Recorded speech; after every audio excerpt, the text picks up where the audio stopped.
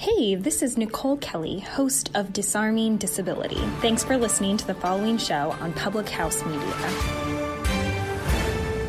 This is Jenna Burt, host of the Confessions of a Military Spouse podcast here on Public House Media. Thanks for listening to the following broadcast on Public House Media. Once you're done with this episode, I hope you'll come check out my show, Confessions of a Military Spouse, where we dig deep and talk about the unspoken hard truths of what it's really like to be a military spouse. A new show comes out bi-weekly. Don't forget to subscribe on iTunes so you never miss an episode of Confessions of a Military Spouse. Thanks again for checking out the following broadcast on Public House Media.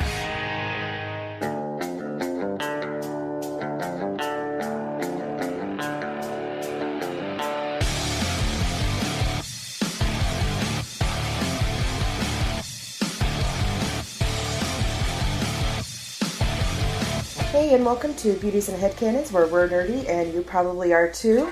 And this week, since Game of Thrones is now officially over, and Season 8 is over and done with, we wanted to just take a moment and talk a little bit about Game of Thrones, and specifically about certain deaths on Game of Thrones, because some deaths we feel were very satisfying in how they happened, how they were carried out, and other ones, not so much. So we wanted to just take a moment and talk about that, and also implement a couple of our new segments. Right, so we definitely want to make it clear that we aren't not talking about how satisfied or dissatisfied we are with the ending of season 8. Of course. Right. We're just also focusing on the deaths because there were so many of them. Yes. Right, we had to say goodbye to so much of Game of Thrones. Yes. In addition to the actual show itself. I mean, overall of the whole series, I guess I'll go ahead and just say, because a lot of the ones that happened in the later seasons, I was like numb to. Almost, because it's Game of Thrones and everybody dies. I'm like, okay, well, who's it going to be this episode? And so none of them really, struck me super strongly. Although there were a couple in Season 8 that I was like, really? Come on now. But the ones that earlier on, I was just waiting for, and I knew it was going to happen, and I didn't know when, was, Viserys. I was waiting so long for him to die. Oh, yes. And he actually died fairly early. Right. He did. But it felt like forever. Yeah. Yeah. Exactly. I mean, he died early enough that Khal Drogo was the one that killed him. Yeah. I was so glad when we were finally done with his whininess. Yeah. He's honestly, I think, for me personally, the most satisfying death. Just because, the way it happened. Right. Because he's just a spoiled little brat who just will do anything and everything to get back to Westeros and try to reclaim the Iron Throne. And so Drogo's last words to him were just so poetic and beautiful. Just, a crown for a king. And exactly. You want a crown? Here, have one. Yes. Never mind that it's not solid yet. It's a little bit hot. Just watch yourself. Right. So yeah, that was one of the most satisfying deaths of Game of Thrones for me. That one and Joffrey, because I knew he was going to go as well, and I totally was not expecting his death when it happened at all. So I'm like, oh my goodness, what? I was waiting for his death for so long. I feel like everybody was. Yes. And I was just watching and waiting for it around every little corner. Is it now? Is it now? Oh, is it now? What about now? But yeah, what I think was so interesting about his death was that we didn't know who was the cause of it for until until what was it? Season 6? 7? 7, one of those. Yeah. Well, yeah, and of course we all had our predictions or ideas as to who it could possibly have been, and they blamed everybody but who it actually was. Yeah. Right. But I just thought it was so interesting that so many people were wanting him dead, that it could have been anyone. Yeah, honestly. I don't have a satisfying death. I think it's really morbid. celebrate that, even in a made-up character. So other than Viserys and Joffrey, I can't really say that I thought anything other than those two were satisfying deaths. So I hate to be the party pooper, but I'm kind of the same way.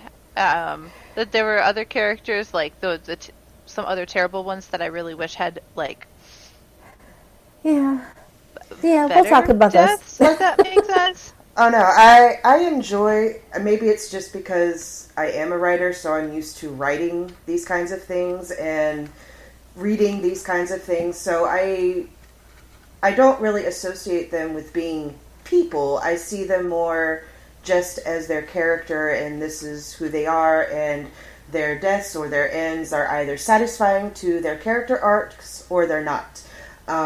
One of my, probably like the third most satisfying, was Walder Frey, who was basically the orchestrator of the Red Wedding. So he was the reason that Robb Stark and Talisa Stark and Catelyn Stark and like everybody over at the Red Wedding was massacred.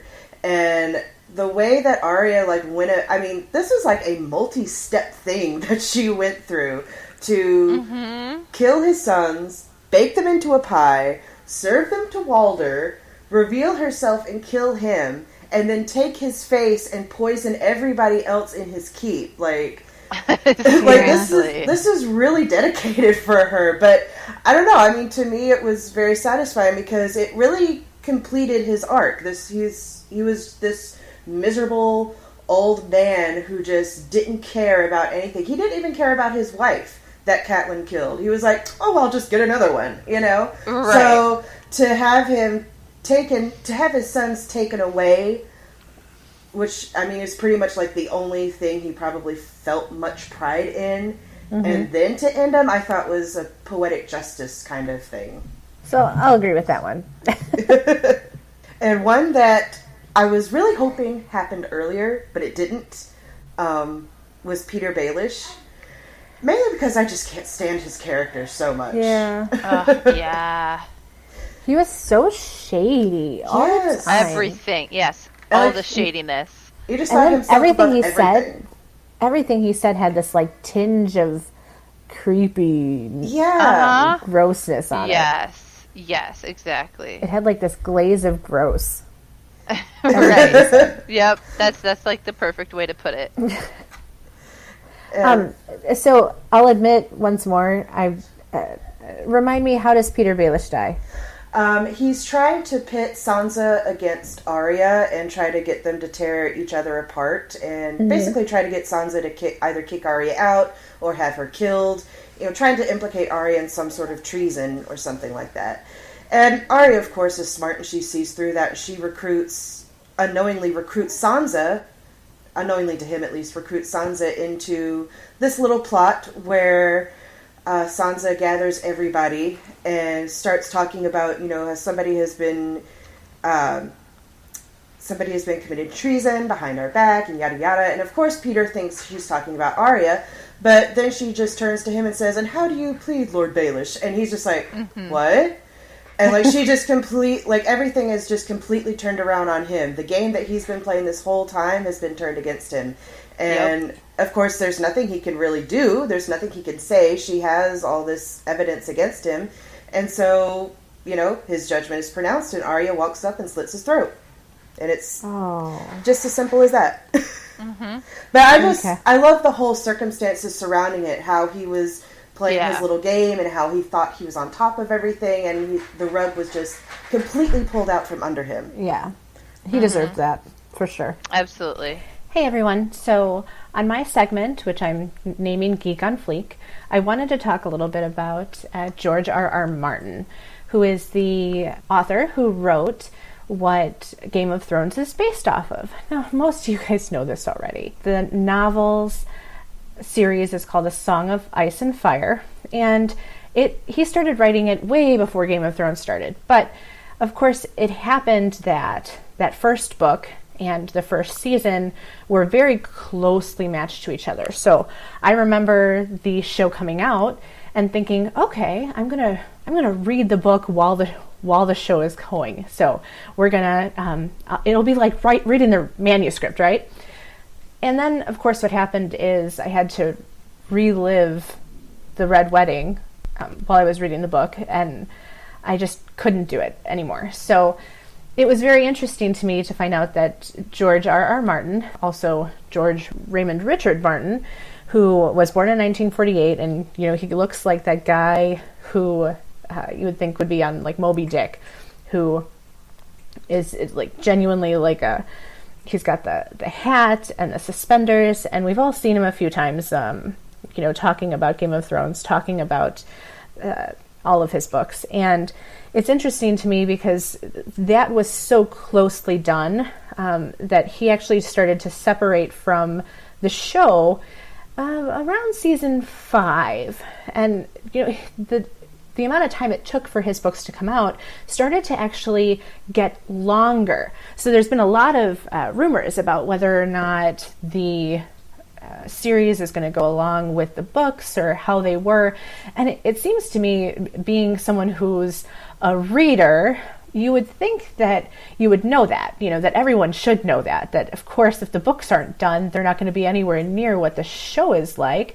So why would that even be something someone would think about? But it surprised me. Several people didn't even know that the reason why the show kind of ended so abruptly and differently than anyone really would have expected it to be would be that the creator isn't even done creating the storyline.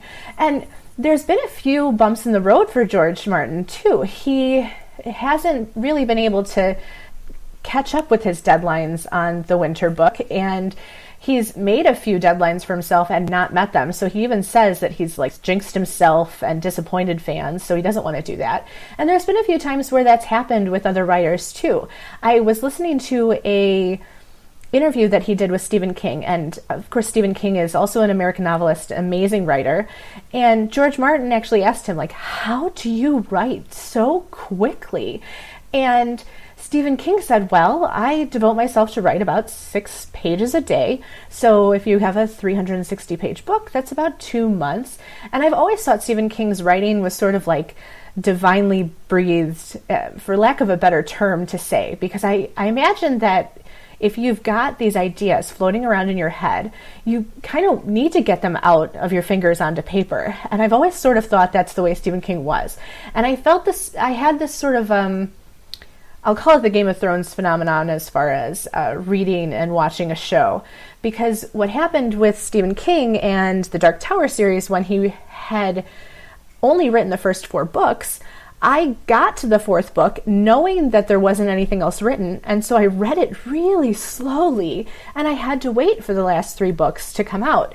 And at the time, the first 4 books had been written so long ago that it was almost like, who knows if he's going to finish? And there have been people who have also speculated that George Martin's not even going to finish A Song of Ice and Fire. So I'm very interested to see who ended up reading the books and how it's going to actually end up with George Martin's story. And he's actually even said, there's been moments where he thought that maybe, you sit down to write and it just doesn't come so easily. It just doesn't come out of your fingers. And he said, to Stephen King, he said, well, what if I wasn't supposed to be a writer? Maybe I should have been a plumber or something like that. And it just, I really wanted to emphasize how cool it is that these writers could also have this, doubt in their minds as to whether or not this was something that they really should have been doing. I also read a bit of George Martin's blog regarding the ending of Game of Thrones and just trying to dispel some rumors about how the season ended and how it's going to end with him and how all of that got done.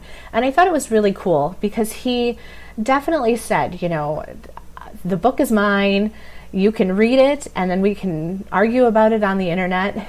And he's even got a whole lot of other stuff in the works too. Amazon has a couple of directors that are looking at some of his stuff, and so is Hulu. So we definitely are not at the end of what he's able to bring to us, but I really wanted to talk about how awesome it is that we have these worlds that are defined and created by these amazing writers, and to put any kind of deadline on that kind of creativity is just something that we really do as a fandom, as people who are geeks who just always want more because we love it so much. That's exactly what we're after. And, thank you to George Martin for creating that for us. Thank you to all the amazing writers out there who have created these worlds for us to immerse ourselves in. And thank you guys all for being a geek on fleek. Did anybody have any, good characters that they thought their deaths were, I don't know if satisfying is quite the right word, but poetic? Ones that, suited them well? Yeah. Kind of a thing? Mm-hmm. Like, I could be okay with them dying in that way, even though they were a favorite. Uh-huh. Okay. Egret. Yes. Egret, definitely. Yeah. I was so sad about her, but, But it was the right way for her to go. Yeah. Exactly. Because I'm not sure how she would have fit into the world, after John, brought in the wildlings. Tormund seemed to adjust, but Egret always seemed a bit more wild. And we could talk forever about how certain things ended, but there's so many, loose ends. Mm-hmm. And I'm not someone who really, delves into fan fiction and thinks about that. But even just now you saying, where she would have fit into the world had she stayed, I can't see Jon Snow doing anything but going to the wall. And, at the very end when they show him going north of the wall with the free folk, I was like, yeah, I guess. Yeah. But at the same time, it was very, there could have been so many other... I'm sure the fan fiction writers will hop on that. Yeah. Oh, yeah. There's a part of me that wanted her to come back as a White Walker and scare the living... yeah. Anything out of John. I think that would have been awesome. I don't know. I think he burned her body. I just feel like there was so much more to write. I think he burned her body, though. I know, but... You might be right. Yeah. Yeah, John was very adamant about burning the bodies, so... Yeah, he was very thorough. I really did want to see in an somebody. Alternate universe, if he didn't burn the body... Yeah. Right. One of the... I know that we were looking for familiar characters as White Walkers, and we didn't really see too many. One of them, which is one of my personal, most satisfying deaths, even though she's, a good person and I absolutely love her character, was Lyanna Mormont. Because the way, she is just, she is not scared of anything. Not even an undead giant. And seriously. Yeah. She lived up to her reputation. She just ran up and stabbed it right in the eye, even as it was crushing her. Oh, wasn't there a moment when Jorah told her, you're the lady of the house, you have to... Right. You're it. You're the last person of... I'm still going to fight. Mm-hmm. Right. Yep, Jorah warned her, but, she's just not the kind of person to cower at all, right. So... She was never going to not fight, no matter what. Exactly. So, even though, I absolutely love her character, and I didn't want her to die, I thought her death was fitting for her. In the same battle, I also really enjoyed Beric's death, Beric Dondarrion. Oh, yeah. And then afterwards, the red woman said that, the Lord kept him alive for a reason, and then he had served it, and then there he went. Yeah. It's his final death, I'm sure that he was personally relieved, because, as cool, I guess, as it is to kind of come back from the dead, it's got to be really tiring. It's got to wear on you, so... Absolutely. I'm sure he was glad to finally be able to just rest. I'm trying to think... myself, besides Egret was definitely one of my favorites. I have one last one out of my most satisfying list, and it's satisfying because it brings this character's arc to a complete circle, but both figuratively and literally, and that's Hodor's. Oh yeah, yep. Because it finally ties back why Hodor only says Hodor.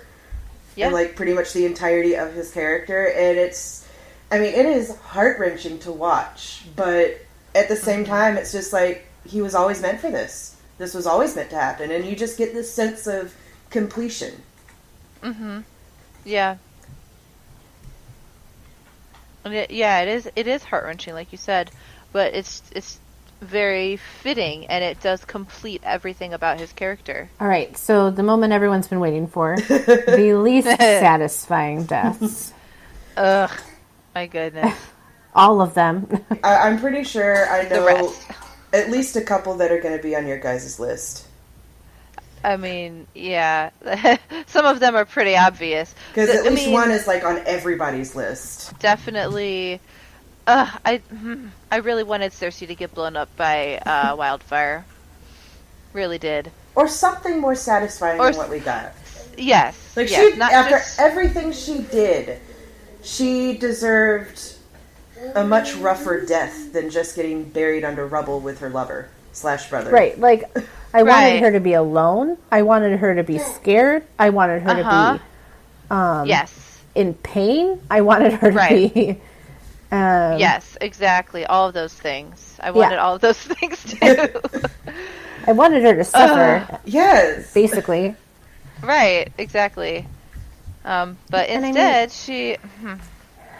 Yeah, and Jamie... I don't know. That was unsatisfying because, like, I cried when Brienne was writing his page in the book. I cried. And... for several different reasons, because not only was she writing it, but he was a dum-dum. Yes. Who went back to be with his sister when he, like, finally was with a real woman. Exactly. And I was just so... I think maybe the reason why people in general especially don't like how Jamie's character took a turn, because I think we all know somebody like Jamie. Somebody who just isn't any good, and who, despite every chance that they get to make things right, every chance that they get to better themselves, to move on, to let go, and to be a good person, they'll still backslide. Oh, I think you're describing me. No, I'm that person. No, I am describing my ex. But fair enough.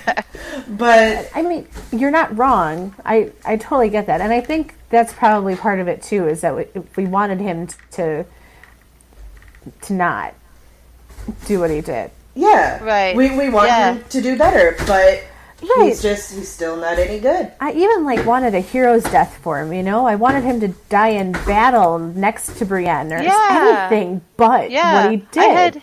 I had so much hope, especially even after the long night battle, and he was with Brienne and everything. I'm like, oh, great, he's finally turned the corner. Right. No. Even if he had rung the bells and then gotten out of the tower and gotten killed on the streets, for crying out loud, I would have been happier with that. Yeah.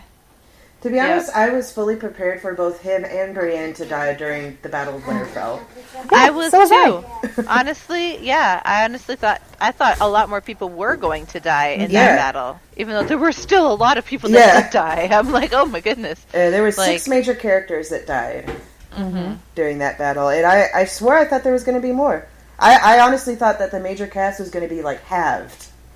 Yeah, me too. Some more least satisfying deaths. Euron Greyjoy. Yeah, I was just gonna say, I did not like that he died thinking he'd won. You know, because he didn't do anything. Yeah. You stabbed a one-handed man in battle. You're so bad. You're so bad. Right. Come on. And he didn't actually he didn't even kill him. Jamie's had so much far worse injuries that he's come back from. Yeah. So I wanted how him naive he was. I wanted him to get blasted with dragon fire and killed when his fleet his fleet was burned. Yes. Exactly.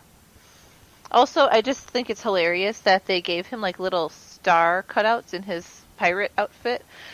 I'm like, what are you, a weird Jack Sparrow? Just, I don't know. I could not take his character seriously because of his outfit. And the last least satisfying I could think of, and maybe I'm just not thinking of very many, but for me, Melisandre's was not good enough. And I know that like people were kind of coming around to her by season 8, and especially, I mean, she did do good at the Battle of Winterfell, but I will never forget Shireen's screams as she was burned alive. Yeah, and I'm like, exactly. I can't stand her. She needs to die, and just like Cersei, it needs to be painful. Yeah, exactly. How did Melisandre die? She just took off her necklace that keeps her young and walked out into the field after the battle, and was an collapsed. old shriveled woman. Yeah, she basically like let herself die because her cool, like though. magic necklace was keeping her young. Gross. Now that I think about all the people she was... Ugh. Yeah. I feel bad for all those young men she seduced. Exactly. I feel super bad for and Stannis was Gendry. with that. Mm-hmm. Because that shadow demon she gave birth to, that was from Stannis. That and was he him. had to... Yeah, he had to give it to her That the was old-fashioned way. Yep. Oh, man. Okay. Yeah. For the good guys, I'm going to go back a little bit to the Battle of the Bastards. And I'm going to say 1-1, the Giant. Oh. Mostly because of who killed him. Just because he Who kind killed of... him? Ramsay. Oh! Ramsay killed him with his crossbow. Oh, yeah. Honestly, probably wouldn't have worked very well. Crossbows are not that great. Well, I think it was like through the eye or right through the skull. Yeah. Because the crossbows have a lot of power, short range. Right. Yeah, short range, exactly. And like, So, because one had broken into the actual keep, he was in the middle of the courtyard, and Ramsay was right there, and boop. Gotcha. Yeah.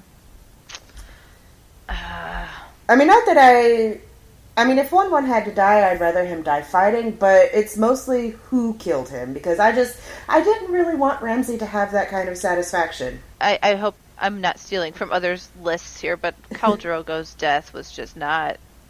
Okay, can I say something about Khal Drogo's death? Yeah, go for it. Now, I mean, I'm not going to say that Khal Drogo is this deep philosophical thinker or super genius or anything like that, but you know, he is a smart guy. He is a Khal for a reason, right? Mm-hmm. You know, he's a fighter, and he does know some things, obviously, or else he wouldn't have lived long enough to be Khal. So why in the world would he allow himself to get cut unnecessarily, knowing that infection is a very real possibility? Yeah.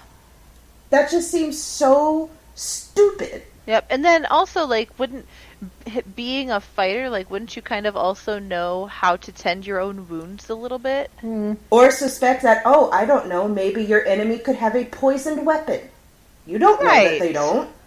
Right. Well, yeah, but you don't know what you don't know. Maybe that's the kind of warfare that he wasn't used to or didn't know about. I guess that's true, because he was in a part of the world that they'd never really conquered before, so... Oh no, they were still over in Essos. Yeah, they were in Essos. It was one of his own guys. Oh, it was, wasn't it? Yeah. Yeah, he was dueling one of his own guys. Which especially would... I could totally see, especially being Khal Drogo, who has never lost, basically. You know, because then you'd have to cut his braid off. Like, if it's some other guy gunning for his position, and you kill Khal Drogo, then that guy gets put up to, you know, Khal Drogo's position. So he's in a dangerous position as the Khal. Anyway, so you'd think he'd be cautious. Yeah, you'd think he wouldn't take stupid risks like that, but I don't know. I thought it was really dumb. I feel like I'm the oldest person here, and I don't have a very good memory of any of that. But it was very early, like... Yeah, it wasn't too long after Viserys died. Yeah, I know. Dude, that could be a whole fan fiction too. Like, what if he had healed and him and Danny ended up getting to go to Westeros together and... Ah, man. Like, serious. I'm sure somebody's written it. I bet. Probably. Well, and then, okay, if I remember correctly, Daenerys smothered him with a pillow because he was not going to turn the corner and come back. Yes, that is correct. Right? Okay, so like that in and of itself, I'm like, really? Yeah, like that's how he had to go out, like for good. Yeah, exactly. I'm like, oh, why? Yeah, he deserved a much better death. In an actual fight of some kind. Yeah, not just like a stupid little duel that he gets an infection for and then nearly dies, so his wife makes this pact with a witch. I got one last one on my list, and that's Rhaegal, the second dragon. Oh, yeah. And that's just you can never tell. It doesn't make any sense. It doesn't make any sense. There is no way that Dany should not have been able to see those ships there. And I'm sorry, I don't care how good Euron is, there is no way he should have been able to hit Rhaegal with that accuracy from that distance with a weapon that he has not fired with or practiced on before. Right. Because you know those arrows are expensive. Yeah. Like, you're not going to waste those on practice. You're just going to use them for the real thing. And how are you going to simulate practicing with a moving target? Right. On a boat. Yeah. For that matter. That is, undoubtedly going up and down. Yeah, moving too. So right. There's so many things you have to compensate for. It was just too many. It breaks the whole suspension of disbelief. Yep. Because there's just too many questions. I just found an infographic of the causes of death in Game of Thrones. Ooh. And it's 74% injuries. 12% burns, 5% poisoning, 9% other. I think the 9% other is probably buildings falling on you. Yeah. Yeah. Although I feel like the burning, but 12% is a little higher now. Yeah, probably. Yeah, just a little bit. I mean, if we're not talking about major characters. Can we also just mention that Jaime and Cersei having a building drop on top of them would not have been able to be found by Tyrion moving a couple of pieces of rock? Yeah. They were way too close to the surface of that. I'm like, really? How did he happen to find the right rock? Well, right, and to be fair, some of the walls were still standing, so I guess it could have just been like the ceiling crashed down. But, I mean, he's a short dude, and it's a bunch of rocks, and they were just so, like, perfectly laying there. I was so disappointed. I needed blood or something, not just, like, cement dust. Their bodies would not have been that perfect. Like, they would have been smushed. They would have been smushed because they were smushed. Well, yes, exactly. They would have been... that there had to be, like, an amazing scene where Peter Dinklage got to, like, cry on... Because that's one of the big things. Like, you're really an actor if you can cry without covering your face and without having to hide your face. Like, that's hard. Badge of honor. But at the same time, I mean... It was just so implausible.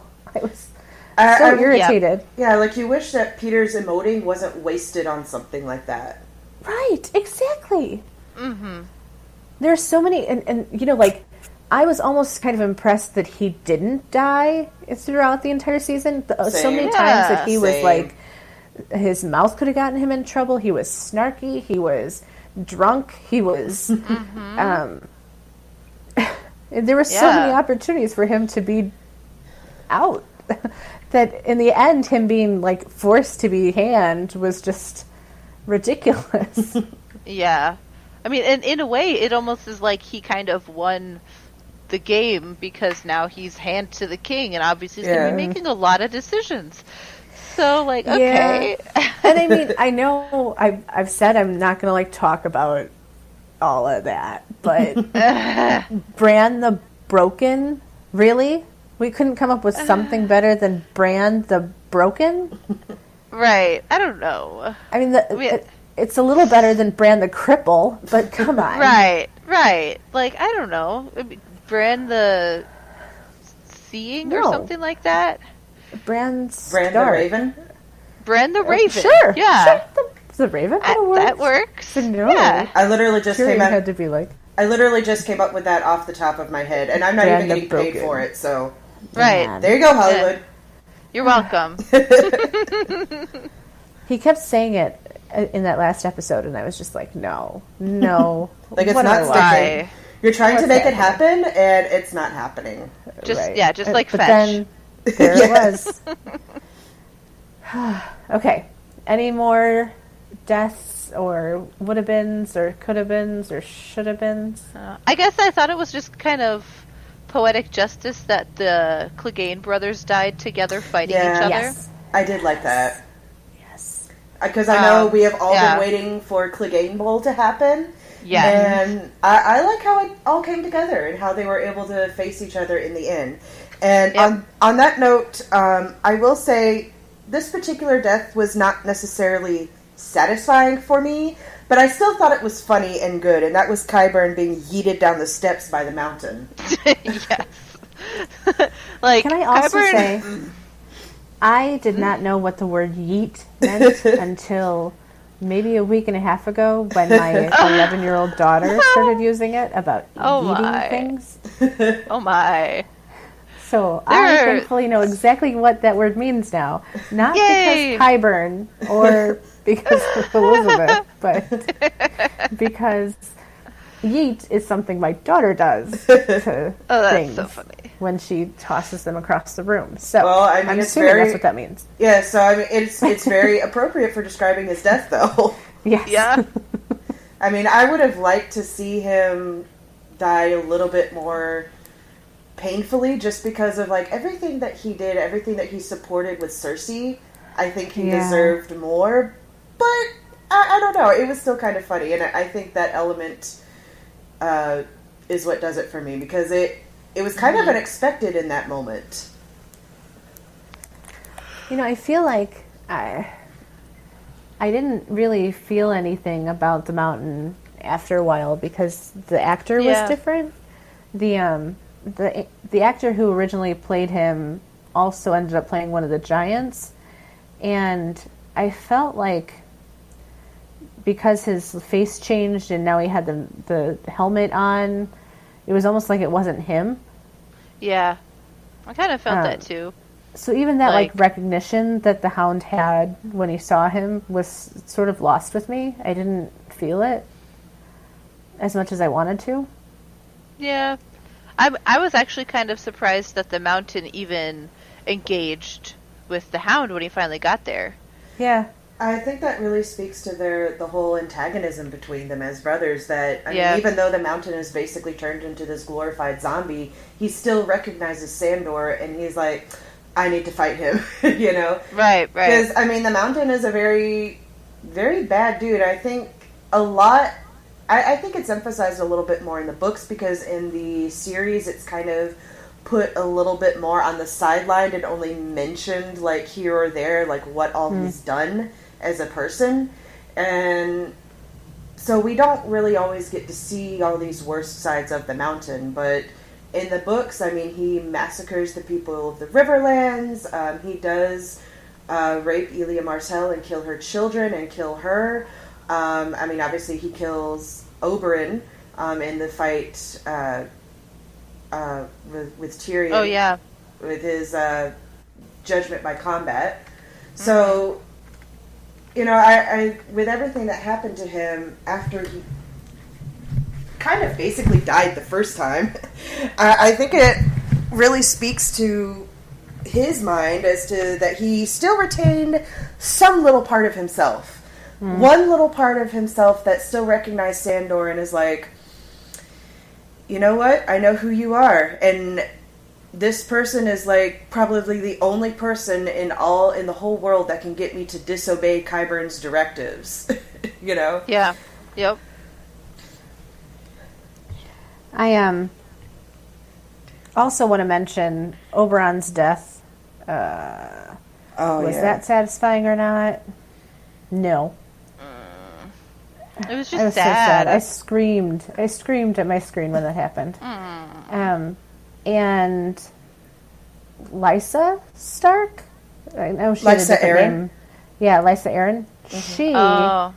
So she wasn't Stark. She was Catelyn's sister. So. Oh, yeah. Anyway, her death was satisfying for sure. Oh, yeah. She was so annoying. She went from just kind of a little weird to just enormously crazy and paranoid. Yep.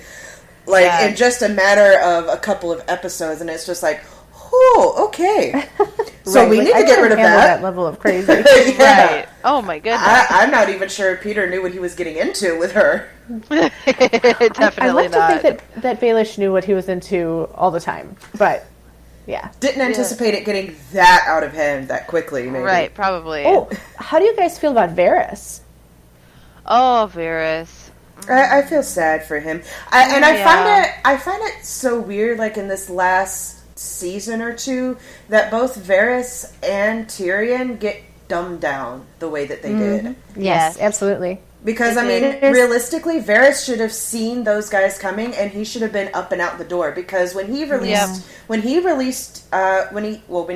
Tyrion released, and when he met him at the docks to smuggle him out on that ship, and then he turned around, heard the bells ringing to signify Tywin Lannister's death, and then just turned right around and got on that ship, knowing that, you know, he was going to be implicated in this, so he's got to get out of town too. It just seems really weird for him to just stay where he was. I think that there's a lot of like love and devotion to people that we don't really get to see as much with the way the last season was done. I wonder if Varys didn't stay for Tyrion. Oh. Yeah. Maybe, to look out for him. But then why couldn't he have had his little birds look out for him? I know. Oh, there was this last thing that Tyrion says in the last episode, and I think he was talking to Jon, maybe, but he said, you know, now Varys' ashes can look at my ashes and say, I told you. Yeah. Right. It was like, dude, that's cold. I know. Well, because I kind of feel like Varys and Tyrion were like each other's only real friends. Mm-hmm. Yeah. Yeah. They were kind of opposite sides of the same coin, with, you know, Tyrion loving to drink and loving women and, you know, basically submitting to all kinds of pleasures of the world, and then Varys was just like so far removed from it. Mm-hmm. Yeah. Yep. Yeah, and I just loved Tyrion all the time. Mm-hmm. Even when he was a little dude in season 1. Even when I hated him, I loved him. Yeah, yeah. You can't help but love him. Yep. Mm-hmm. All right, so just a few things that we wanted to talk about, or that I wanted to talk about. Have you guys heard about the spin-offs series that are coming out? I've heard that some are happening. I don't specifically remember what. I have heard one is supposed to happen, and it's supposed to be a prequel. I'm not sure like how far back they go, but I think they go back to at least before Robert's Rebellion, maybe? Okay. I think that I've heard something about that where it's like leading up to Robert's Rebellion. Yeah. Something like that. Which I would love to see the whole like relationship grow between Rhaegar and Lyanna. Oh. I wonder if that's what it's about. That would be interesting. Oh, because remember, I can't remember who it was in this series who was talking about it, but I remember there's one character talking about there was this big tourney at this certain place, and Rhaegar won the tourney, and I guess he gets this big bundle of flowers or whatever when you win, and he got it, and he rode past his wife Elia and laid the flowers at Lyanna's feet. Yes. I do remember hearing about that. So, I would love to see that whole thing play out. How was Elia feeling about that? Right, it'd be cool to see that happen, and then to also see what was happening around the rest of the the rest of the world. Well. Yeah. Did anyone else feel like we were also watching like the beginning of Lord of the Rings? No? A little bit, and I think it's because in some ways it does mirror the ending of Lord of the Rings, not just in the about 5 different endings happening at once thing, but also because, you know, there's this sense of finality with, you know, these characters who have gone through this epic journey with each other, and now it's over, and now they're just all parting ways now. Mm-hmm. Yeah, it felt I feel so that too. like the parting of ways, for sure. Mm-hmm. That's what I got most out of all of it, was, okay, now we got to find out where everyone's going. Yeah. Right. Yeah. Yeah, almost like it's the Fellowship breaking up and doing their own thing after they destroy the ring. Mm-hmm. Yep. Mm-hmm. And how funny was it that Sam mentioned democracy and everybody laughed at him? Yeah. Oh my goodness. Oh, good try, Sam. Good try. There were so many memes and stuff that came out so quickly after the last episode, and I tried to avoid them, but some of them were just unavoidable. And I just thought it was too funny that some of them were like better than the actual show. Right. Ugh, like even like there was one, I think it was a short video that went over like what the characters who survived till the end, like what they're doing afterwards, and some of them were like spot on, and others were just hilarious versions of what they should actually be doing. I actually heard an idea for a spin-off show about Arya exploring Westeros, like west of Westeros, and like fighting pirates and stuff. I'm like, that'd be super cool. That would be cool. I also found a picture, and this is now my personal headcanon, and I don't care if it doesn't make sense or anybody else doesn't like it. This is my headcanon now, that Drogon was so sad and distraught after Daenerys' death that he flew off, and he found a lonely mountain to hide in, and he was later found and discovered by Tyrion's descendants. Basically implying that he is Smaug. Yeah. Yes. Oh, that's good. I like that. I don't care that they're 2 different worlds. This is my headcanon. I mean, it doesn't have to make sense. Right. It's fine. Exactly. All right, and then we also have to talk about the Shrek yes. Okay, that's just similarities. Okay. It's so funny. I'm sure some of you have probably seen the memes comparing, like, it's Prince Charming and is it his mother in the background or somebody from Shrek 2, something like that, and then it's another picture underneath it of or no, before that, it's a picture of Jaime and Cersei, and it's like just Cersei and Jaime hanging out in Shrek. Like, it literally looks like them. It's so funny because like the Prince Charming art looks so close to Jaime Lannister, it's not even funny. And then so I saw this video comparing a couple of different characters, like Arya with her sword is a lot like Puss in Boots. Oh yeah, that is spot on. That's spot on. I can see that. Yeah, it's great. The Hound is like Shrek because he, like, who wore that outfit better? I don't know.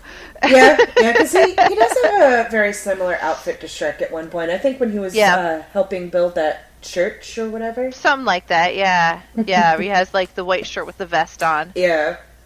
Mhm. I didn't necessarily like this comparison so much, but Fiona and Farquaad were compared to Sansa and Tyrion. Oh yeah, mostly just because Tyrion's super short. I'm like, okay, and Sansa has red hair. Okay, whatever. Yeah. Didn't feel Farquaad that was very a apt. bad dude. So yeah, that was not a great comparison. And Tyrion is way smarter than Farquaad. Oh yeah, Farquaad is not smart at all. well, and I'm still on the fence about Sansa. So yeah. I know. I nobody's ever given me a reason to actively like her, so I mean, she did see through Baelish. That's a redeeming quality, right? yeah, but did she do it, or did Arya prompt her to it? I mean, obviously we didn't get to see that side conversation because the episode was building up to it. Like, the episode was showing it like Arya and Sansa really were at odds. Mm-hmm. But, I mean, obviously at some point Arya took her aside and, like, showed her what she had on Peter Baelish so that they could set all of that up. Right. So it's like, did Sansa really come to that? Or was that all Arya? I don't know. My money's kind of on Arya. And not just because I'm a big Arya fan.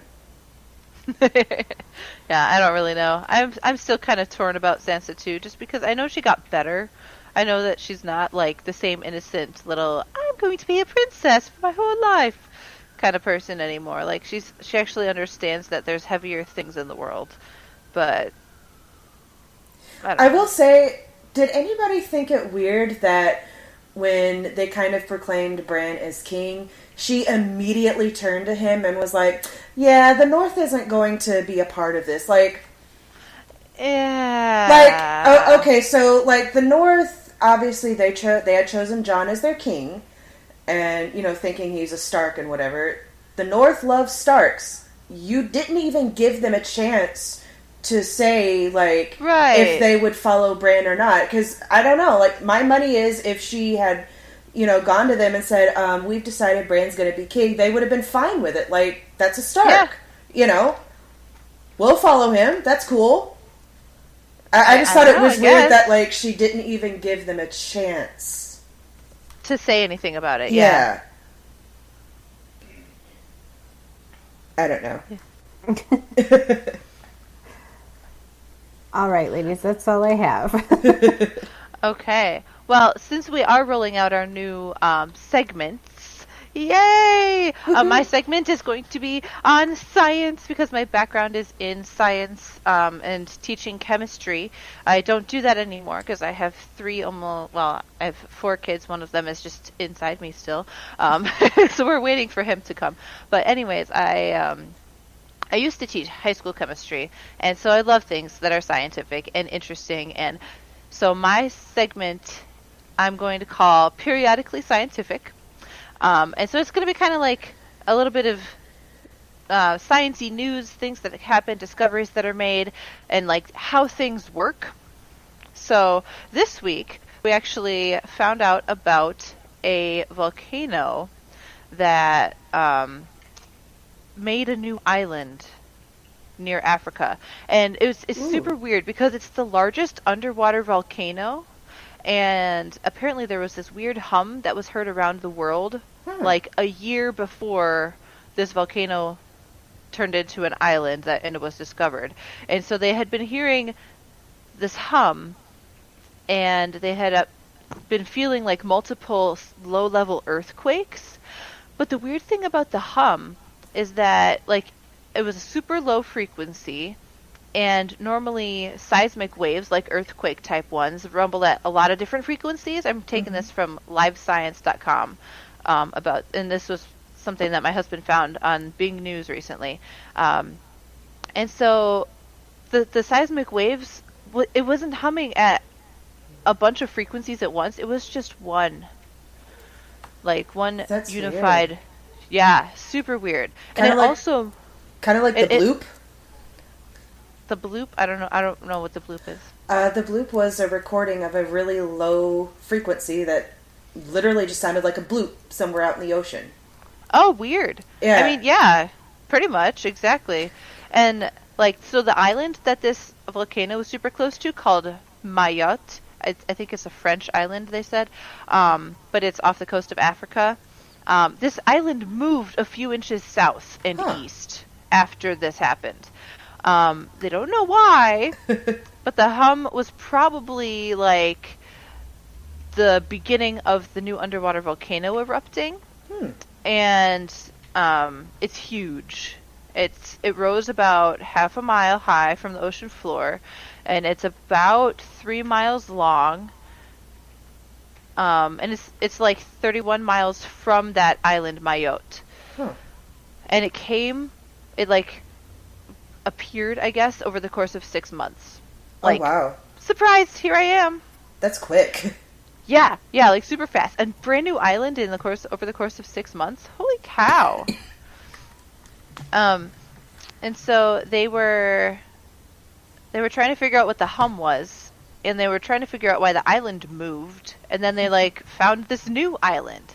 But what's also weird is that the island that showed up closest to the oldest island in the chain, which doesn't seem to make sense, because normally the oldest island is the most stable, and then like the volcanic fissure is, the fissure in the Earth's crust continues down a certain line and makes more islands along that chain of islands. But no, it showed up like at the beginning. So it's really strange. But yeah, there's a new island over by Africa. Happy day. Have to wish it a happy birthday. Yes, exactly. Exactly. So news came out about this May 23rd, so about a week ago. So going along with our segments, I have a segment of my own called the Gaming Corner. Since I'm pretty much like the biggest gamer of the group, I wanted to do something a little bit different. And so the Gaming Corner is something I'm going to use to talk about either news, or I'm going to talk about things that I'm doing in the games that I'm currently playing. If I can relate it to our topic, then I will. Otherwise, I'm just going to kind of do my own thing with it. But this week, I thought it was especially appropriate because it kind of is reminiscent of some things that are kind of happening in Dragon Age for me. I had initially gotten Dragon Age Inquisition, which is the third game of the series. And I have never played the first one, Origins, or the second one. And for my birthday, my brother had given me an Amazon gift card, so I ended up ordering Dragon Age Origins and Dragon Age 2. And the neat thing about Inquisition is that if you have played the first two games, then you can upload your save to the Dragon Age Keep. And the things that you've done in those games, the decisions that you've made, and the way things have played out can carry over into Inquisition. And certain things will change depending on your decisions and what happened. Now, there is a default world state, so if you don't do that, or if you don't want to do that, you don't have to, and things will just proceed as normal in the world canon. But, when I started playing Inquisition, of course, I just went with the default world state. And at one point in the game, you do meet Hawk, who is the player character from Dragon Age 2. But of course, if you don't upload your own save, it's just the default Hawk. And you also at one point meet a Warden, which the default Warden is Stroud, which is a character that you don't really have necessarily any ties to. However, at one point, since I started playing Dragon Age Origins and Dragon Age 2, I was able to upload my saves. And so now I have my own Hawk that I've met in-game. And instead of meeting Stroud as the Warden, I met Alistair. Alistair being the very first companion you get in Dragon Age Origins, and someone that I fell absolutely in love with the first time I met him. He is just snarky and sassy, and I absolutely love him. He's my little baby. And the heart-wrenching thing about this is, there is one quest where you, the player character, have to make a decision, because your character and Hawk and the Warden are basically more or less stuck, and either Hawk or the Warden have to sacrifice themselves in order for you to escape. And now I usually went with the Warden because I didn't really have any ties to Stroud, and even though that Hawk wasn't my Hawk, I still didn't want Hawk to die, just because it is supposed to be the player character from 2. But now knowing that it's going to be my Hawk and Alistair is going to make this a whole lot more difficult, because there is a approximately 0% chance I will sacrifice Alistair. So not only am I going to have to witness the death of my own character, I'm going to have this heart-wrenching little cutscene with Varric, who is a companion character from Dragon Age 2, who is one of your first companion characters from Dragon Age Inquisition. And yeah, that's going to be absolutely terrible, and I'm going to hate it. Yeah, man, that sounds rough. So yeah, I'm gonna have to basically make up and live through my own Game of Thrones episode. Oh man. Little did you know going into this game. Yes, it consumes your soul. Yeah. All right, guys, so that's all we have for Game of Thrones and the endings, the death toll, the death knell. Please let us know what you think of this episode and even the endings of Game of Thrones and how things went, how you wish things would have gone. Talk to us on Facebook, on our Instagram. We'd love to hear from you. I'm Elisabeth. I'm Emily. And I'm Lindsay. Thanks for getting nerdy with us today on Beauties and Headcanons.